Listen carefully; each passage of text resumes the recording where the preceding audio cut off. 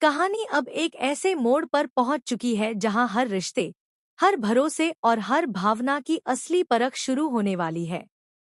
सत्व कंपनी का नया प्रोमो सामने आते ही पूरी कहानी अचानक से करवट लेती दिख रही है। जहां पहले तक वसुधा को इस घर की शान, इस ब्रांड का चेहरा और देव की सबसे मजबूत साथी माना जाता था, वहीं अब उसके सामने ऐसी स्थिति खड़ी कर दी गई है जिसकी उसने कल्पना तक नहीं की थी।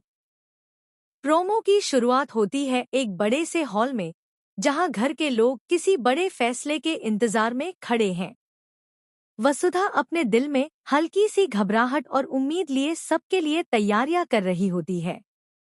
उसे नहीं पता कि अगले ही पल उसकी जिंदगी का सबसे बड़ा झटका उसके सामने खड़ा होने वाला है। तभी वहां देव की एंट्री होती है।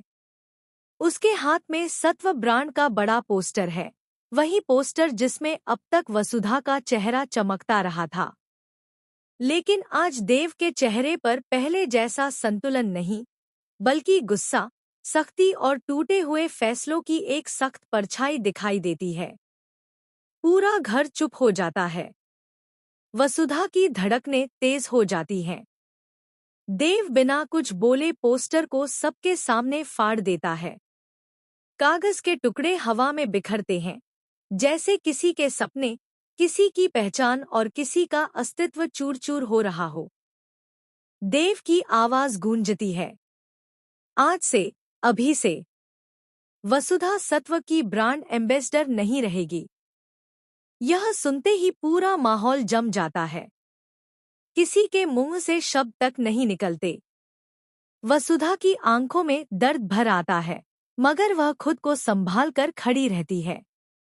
उसके चेहरे पर टूटन है, पर वह अपने आत्मसम्मान को गिरने नहीं देती। चंद्रिका के चेहरे पर हल्की सी मुस्कान उभरती है, जैसे वह इसी पल का इंतजार कर रही थी। उसके लिए यह पहला वार था, पहला कदम। और यह कदम सीधे वसुधा के दिल पर पड़ा था।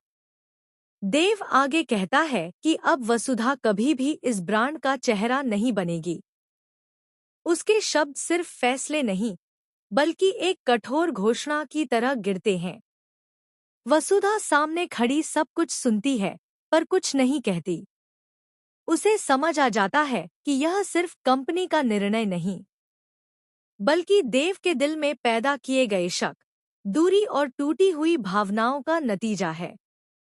चंद्रिका मौके का फायदा उठाती है और वहीं पर यह ऐलान किया जाता है कि अब सत्व की नई ब्रांड एम्बेसडर कोई और नहीं, बल्कि नंदिनी होगी।